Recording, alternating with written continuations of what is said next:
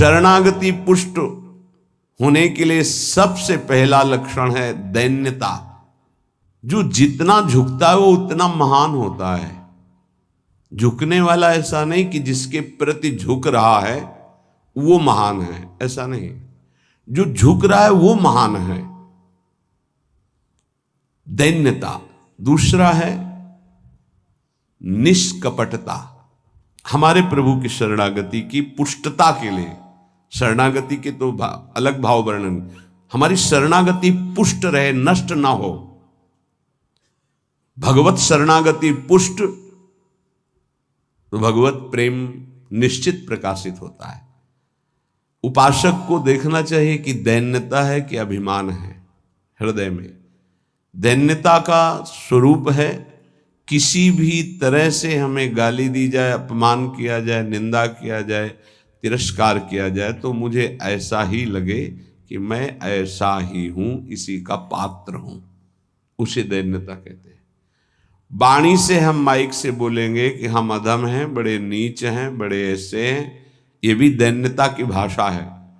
और हाथ जोड़कर प्रणाम मुद्रा में रहेंगे, ये भी दैन्यता की मुद्रा है। लेकिन यहां हृदय की दैन्यता को कह रहे हैं कि जब कोई दूसरा कहे तू नीच है, अधम है, पाखंडी है, दंभ करता है, भक्ति नहीं है, और अपने को सीधी बात ये लगे कि सही बात है, मैं ऐसा ही हूं, इसे दैन्यता कहते हैं। शरणागति हमारी जो विक्षिप्त हो जाती है, जो दोषयुक्त हो जाती है, जो पूर्ण नहीं हो पाती शरणागति, उसका कारण देहाभिमान, उसका कारण गुणाभिमान, साधनाभिमान, इनमें से कोई न कोई अभिमान होता है। इसलिए कह रहे सबसे पहला लक्षण बाबा की विचार में दैन्यता, और ये बहुत प्रिय है दैन्यता भगवान को। दूसरी है निष्कपटता। कपट नहीं रखना चाहिए। हरि और गुरुदेव, हरि गुरु चरण सेवा अनुसरहु, अर्चन बंदन संतत करहु, दास संतन कर सुख लाओ। हृदय में कम से कम एक जगह तो निष्कपटता आ ही जाए गुरुदेव भगवान से। पर ये बहुत छलिया मन है, ये सर्वज्ञ प्रभु से भी छल करना चाहता है, बहुत छलिया है।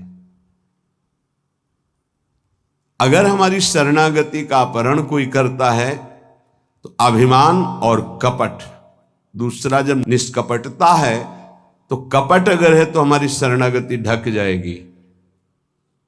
मोहि कपट छल छिद्र न भावा, मेरे प्रभु कह रहे हैं। यही दरबार दीन को आदर, पक्की बात। पहला है दैन्यता, दूसरा है निष्कपटता। शरणागत उपासक के हृदय में कपट नहीं। कपट का मतलब होता है कि मुख से कुछ और बोल रहे हैं और हृदय में कुछ और है। ये कपट प्रायः अपने लोग बहुत अच्छी तरह हृदय में सजा के रखते हैं, इसीलिए शरणागति पुष्ट नहीं होती। निष्कपटता जैसे का वैसा, बिल्कुल गुरु के सामने, प्रभु के सामने, उसमें। तीसरा सत्यता। वाणी में सत्य, हृदय में सत्य, आचरण में सत्य, सत्य धर्मयुक्त। असत्य संपूर्ण संसार के भोग और संबंध है। किसी भी संबंध और भोग में प्रियता है तो शरणागति का अपहरण हो जाएगा। सत्य श्री भगवान, नाम, धाम, लीला, रूप, प्रेमी जन। इसके अलावा सब मिथ्या। जितना कुछ देख रहे हो परिणाम देखा जाता है, परिणाम में सब झूठा। चौथा सर्व समर्पण। सर्व शब्द लगा हुआ है, तन मन प्राण एक एक वृत्ति केवल अपने शरण की तरफ। यहां सर्व समर्पण नहीं होता। समर्पण होता है पर सर्व समर्पण नहीं होता। सर्व समर्पण कुछ हमारी पर्सनल वृत्तियां हैं, कुछ हमारी शर्तें हैं, कुछ हमारा है, तो सर्व समर्पण नहीं। सर्व समर्पण दशरथ जी महाराज के श्रीमुख के वचन, नाथ सकल संपदा तुम्हारी, मैं सेवक समेत सुत नारी, सर्वस्व आपका प्रभु। जहां कहीं शरणागति पुष्ट पाई गई तो सर्व समर्पण वाले की, वो चाहे राजा ही क्यों न हो, महाराज शिवाजी, वीर शिवाजी, समर्थ गुरु रामदास जी, सर्व समर्पण, पीपा जी सर्व समर्पण। कैसा शरणागति पुष्टता का ये लक्षण, सर्व समर्पण। पीपा जी महाराज राजभाव में अपने सब राजवैभव के साथ गुरुदेव श्री रामानंदाचार्य जी के, तो वहां तो पार्षद खड़े रहते थे, सहज में ऐसे थोड़ी मिल सकते हैं आप जाके। प्रार्थना की, कह दो कि महाराज पीपा जी आए हैं और स्वामी जी के चरणों के दर्शन करना चाहते हैं, जाके सूचना दी, जाके कह दो कि हाँ राजा महाराजाओं की कोई आवश्यकता नहीं। स्वामी जी साक्षात भगवान का स्वरूप रामानंदाचार्य जी आए और उनका महाराज का आदेश है कि हाँ किसी राजा महाराजा की जरूरत नहीं। तो उनको लगा मेरे से कोई गलती हो गई। अच्छा, समस्त राज सैनिकों को, राज पोशाक को, सब, और एक साधारण को कहा कह दीजिए कि नीच पीपा दर्शन करना चाहता है श्री चरणों के। अधम पीपा स्वामी जी से कहा, स्वामी जी ने कहा कह दो यहां खड़े खड़े क्या करता है, वो समीप में कुआं है वहां गिर जाए। आए और कहा आदेश है स्वामी जी का, वो समीप में कुआं है वहां आप जाकर के गिर जाइए कुएं में, जो आज्ञा। स्वामी जी बिल्कुल नजदीक पहुंच रहे कुएं के। स्वामी जी बिल्कुल अब पहुंच गए हैं, अगला कदम रोक दो, रुक जाओ, वापस आ जाओ। स्वामी जी निकल के आए, दर्शन दिया, जाओ हम स्वयं आएंगे तुम्हारे नगर में, फिर तुम्हें मंत्र और विरक्तता सब प्रदान कर। महापुरुष बना दिया। पीपा जी का पावन चरित्र है, सर्व समर्पण, प्राण समर्पित है, कुएं में गिर जा, मतलब तन प्राण सर्व। पहले में राज धन वैभव, बड़ा शरणागति का महामहिम स्वरूप है। ये समर्पणता तो हम दिखाते हैं, लेकिन सर्व समर्पणता नहीं। कुछ अपना है, कुछ आपकी बात मान लेते हैं, इसीलिए वो खिचड़ी बनी रहती, शरणागति नहीं हो पाती। जब उपासक के हृदय में अपना अस्तित्व रहता है तो उसको भक्ति नौटंकी नाटक नजर आती है। अपनी वासना की पूर्ति, अपनी इच्छा की पूर्ति के लिए वो भगवान की उपासना को नाटक समझने लगता है। अगर अपनी वासना, अपनी इच्छा, इसका त्याग कर दिया जाए तो भक्ति का परिचय मिलता है। प्रायः बड़े बड़े महाभागवतों के घर वाले ही, परिवार वाले ही उनको नहीं समझ पाए और उनका तिरस्कार करें। इस बात के लिए वो जैसा चाहते हैं वैसा आप चलिए, उनको जितना पसंद है आप कीजिए। जैसे कुछ भक्तों को कि हमको पूरी रज लगाना पसंद नहीं, बस हल्का सा तिलक लगा लीजिए, क्योंकि आपने गुरुमंत्र लिया इसलिए तिलक लगा लीजिए। ये जरूरी है पूरा मुंह में थोपना, क्योंकि तुम्हारी दृष्टि नहीं है ना, तुम रज पसंद नहीं करते, गाल गोरे पसंद करते हो। ये पसंद कर, ये चमड़ी कब तक रहेगी, नष्ट हो जाएगी। न तुम्हारी रहेगी, ना जिसकी देख रहे हो उसकी रहेगी। पतन हो जाएगा। जिन जिन भक्तों का विरोध किया उनका पतन हो गया। ये सर्व समर्पणता भक्ति में जब साधक चलेगा तो अपने आप आ जाएगा, उसको किसी की कोई परवाह नहीं रहती। अपनी भक्ति में कहीं वो आंच नहीं आने देगा। जीवन की बाजी लगा दी है, अनंत जन्मों से बिगड़ी बात को बनाने चले हैं। तो हम ये देखते हैं कि देवता परिवार वालों की बुद्धि में बैठ करके उसको शरणागति से भ्रष्ट करना चाहते हैं। बस जैसा हम कहें वैसा तुम्हें चलना है। अब भी तुम अपना अधिकार रखते हो, भगवान की कृपा मनाओ कि अभी तुमको कुछ मान रहे हैं इसलिए सुन रहे हैं वो भक्तजन, और ना माने केवल प्रभु को माने तो रत्नावती जी ने मूड मुड़ा लिया और खिलाफत में बैठ गई उनकी आज्ञा के खिलाफ। राजन आज से त्यागती हूं, इस महल में प्रवेश नहीं करूंगी, केवल श्री भगवान का आश्रय लेकर संतों के बीच में रहूंगी, जो बिगाड़ना है बिगाड़ लीजिए। आखिरकार साष्टांग दंडवत और चरणों में गिरना पड़ा पूरे चरित्र के बाद। तो बहादुरी तो तुम्हारी इसी बात की है कि अपने प्रभु के चरणारविंद में आपने अपने अपनापन का दान कर दिया।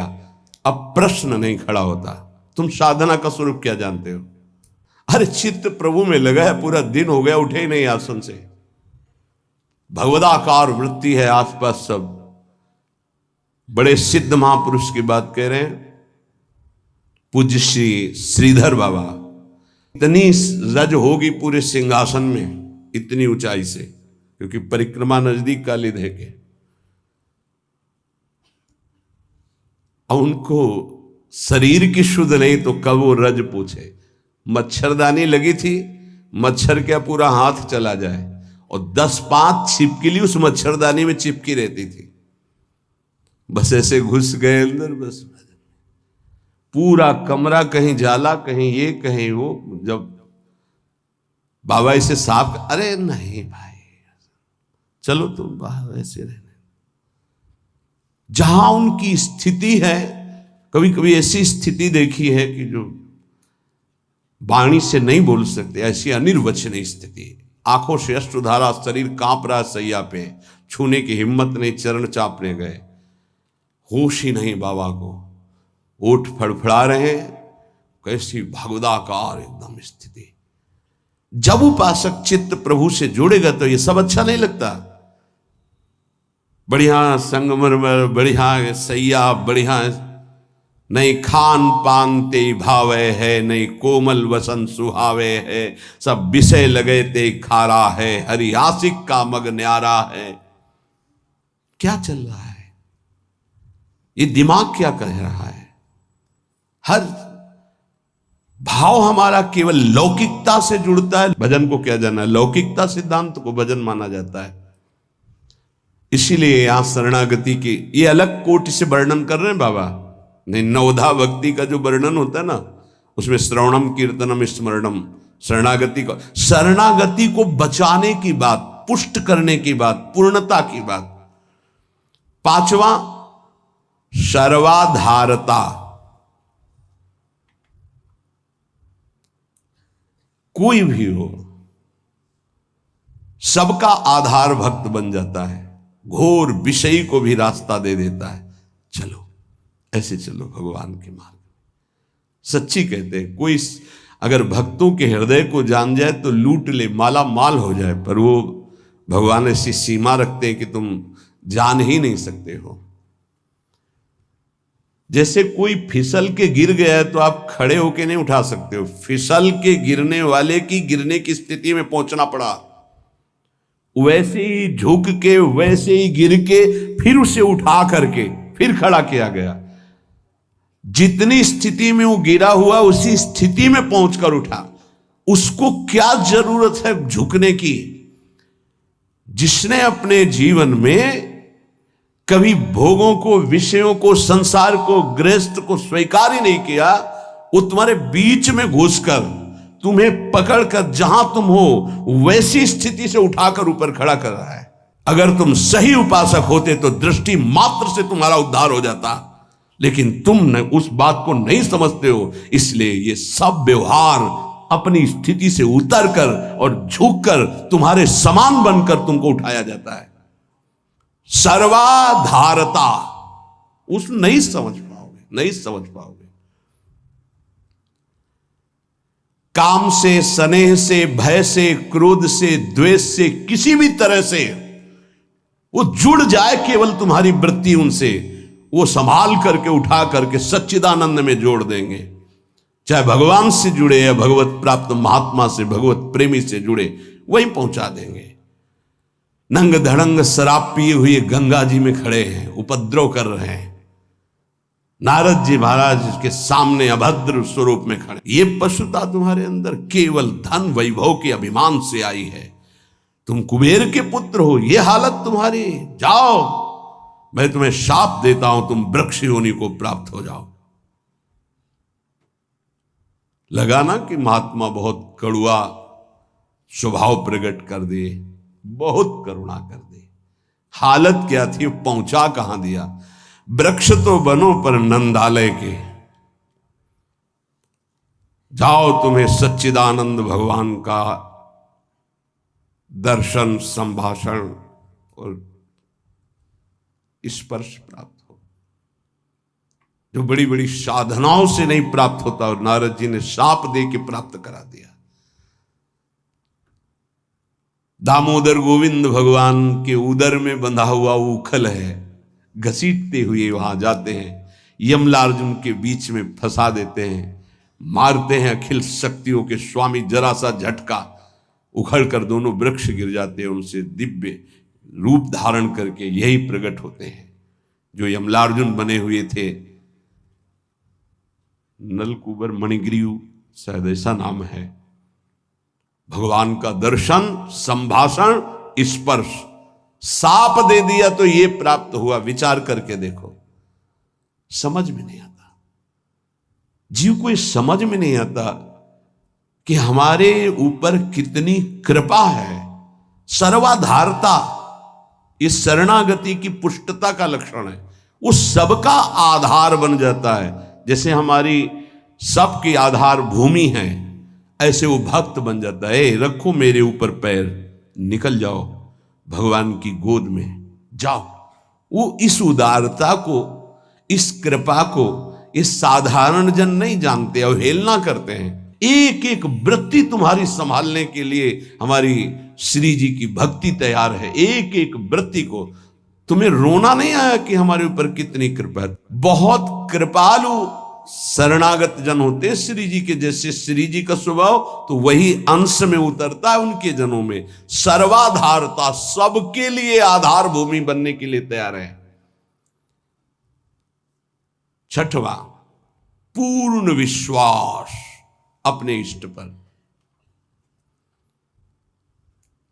जैसे राम काज के लिए लंका में प्रवेश कर रहे हैं हनुमान जी महाराज, घोर निशाचरी स्थिति है लंका में। अब एक महाभागवत तो बहुत, जे भी प्रवेश कर रहे हैं तो पहले श्री राम जी का स्मरण करके अपने हृदय में भगवान को देखकर हृदय में स्मृति बसा के प्रवेश करते हैं। क्या भाव, प्रविश नगर की जय सब काजा, हृदय राख कौशलपुर। जब किसी भी साधक या किसी से भी भगवान का निज जन उसे उठाने के तो पहले प्रभु जा रहे हैं, बहुत फिसलन है नाथ, पकड़े रहना। जैसे कोई डूब रहा है उसको निकालने जा रहा है, प्रयास करेगा, लेकिन वो जो डूब रहा है वो प्रयास करेगा उसको डुबोने का, क्योंकि वो सांस लेना चाहता है। ऐसे ही जो काम में डूब रहा है, क्रोध में डूब रहा है, मोह में डूब रहा है, नाना प्रकार के भोगों में डूब रहा है, उसको निकालने के लिए जाओगे, वो पहले तुम्हें उसमें डुबोने की कोशिश करेगा।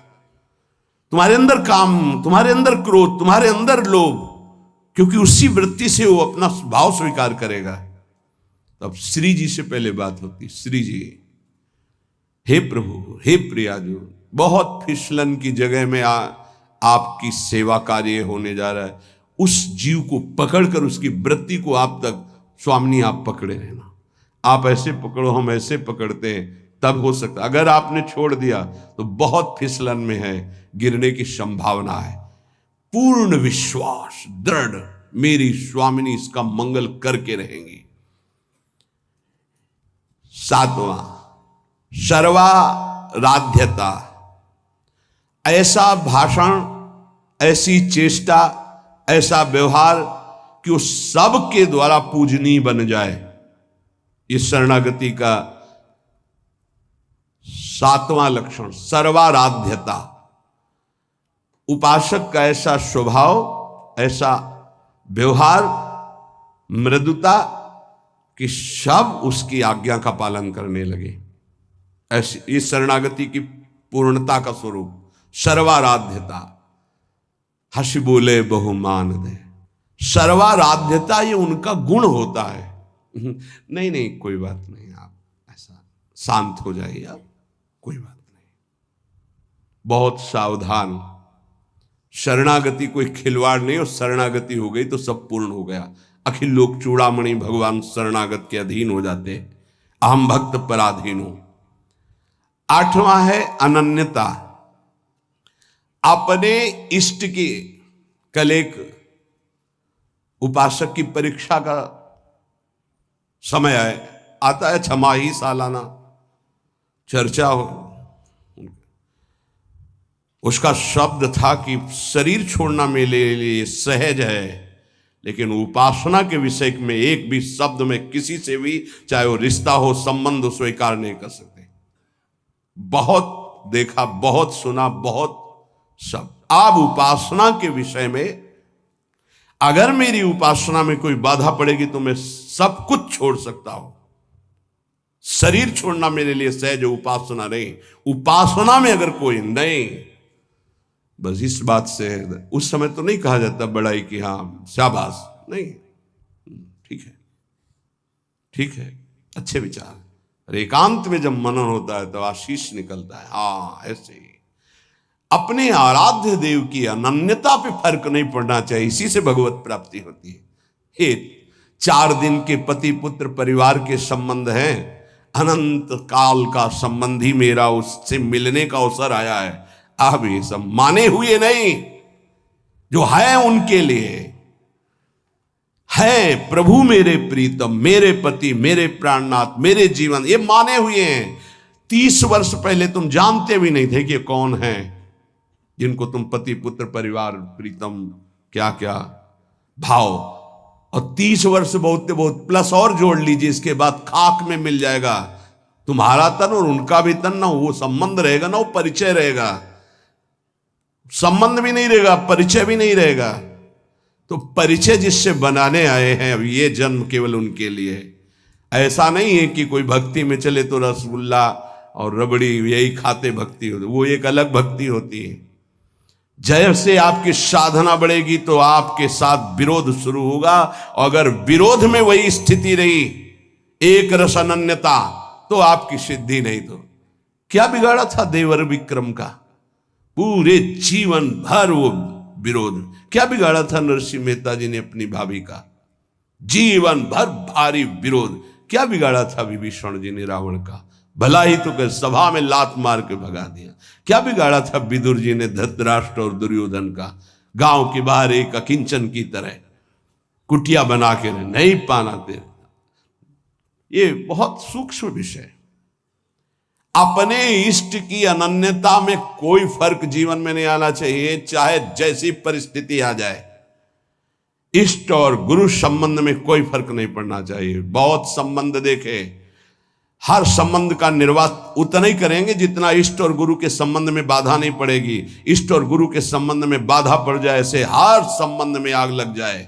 जाके प्रिय न राम वैदेही, तजिए ताहि कोटि वैरिशम जद्यप परम सनेही। अगर अपने को समझता है कि मेरे द्वारा भरण पोषण होता है, जात से तेरा पानी भी नहीं पिएंगे, देखते हैं शरीर चलता है नहीं। निकल करके हम चौराहे पे बैठ जाते, देखते हैं वो विश्वंभर मुझे रखता है कि नहीं। वो अनंत ब्रह्मांडों का सृजन करने वाला एक क्षण में सब कुछ ठीक कर देगा। क्या चरित्र भक्तों के ऐसे ही मनोरंजन के लिए नहीं पड़े जाते? ये आदर्श है। महाजनों गतेन सपन था। रत्नावती जी के लिए मारने के लिए क्या उपाय नहीं किया माधव सिंह ने? मैं राजा हूं, मेरी ये रानी, और ऐसा उद्दंडता, मुड़ मुड़ा के संतों के बीच में बैठना। सीम की चाप सके को तासु, बड़ रखवार रमापति जासु। भक्ति मार्ग में, भगवत मार्ग में यदि कदम रखा है तो अपने मार्ग नहीं छूटना चाहिए, चाहे प्राण छूट जाए। ये आखिरी बाजी है। ये सब छूटेंगे माने हुए पति पत्नी पुत्र परिवार भाई बंधु, इनका कोई अस्तित्व तो नहीं है। आज नहीं तो कल ये छूटेंगे ही। लेकिन जिनके लिए जन्म जन्मांतर से भटक रहे, उन प्रभु को नहीं। अगर तुम्हारी समझ में आ रही हो तो बात पकड़ लो। तजो पिता प्रहलाद विभीषण बंधु भरत महतारी गुरुबल तजो कंत ब्रज बनितन भे मुद मंगलकारी। स्वयं मंगल नहीं, सबका मंगल करने वाले वो महापुरुष बन गए जिन्होंने भगवान के आश्रय में मेरे कारण मेरे प्रभु श्री राम को 14 वर्ष का वनवास, मेरे को राजगद्दी, जा पापिनी आज से तेरा कभी मुख नहीं देखूंगा और कभी मां नहीं कहूंगा, भरत जी ने कहा। साष्टांग दंडवत पिताश्री कह के प्रहलाद जी बात करते थे हिरण्यकश्यप से। जिस समय भगवान के मार्ग का विरोध किया तो कहा जा आज के बाद कभी पिता ने दैत्यराज, ऐसे संबोधन। 5 वर्ष का बालक कहीं